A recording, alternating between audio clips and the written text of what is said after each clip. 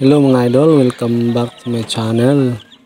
So sa araw na ito mga idol, ipakita ko sa inyo kung ano ang ginagamit kong patuka sa aking mga sisiw at ang vitamins na ginagamit ko sa kanila mga idol na sa tuwing bata pa sila from day old to 2 weeks. Magto 2 weeks na po sila mga idol. So November 1 sila napisa mga idol. So malapit na silang mag 2 weeks mga idol. So malaki na sila mga idol, no? Tingnan niyo mga sisiyo ko mga idol. Ang lalaki na. Kasi maganda kasi yung patuka ang ginagamit ko mga idol. So, hindi rin ako nag-endorso ng mga produkto dito mga idol. Ito lang aking ginagamit mga idol at mabisa naman mga idol. So ito ang ginagamit kong patuka mga idol.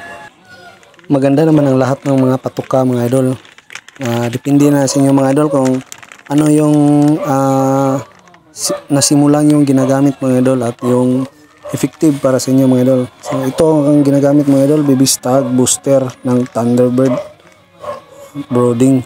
So ito yung chick booster mga idol para sa mga day-old na sisiw hanggang 1 month. So maganda ito mga idol dahil marami itong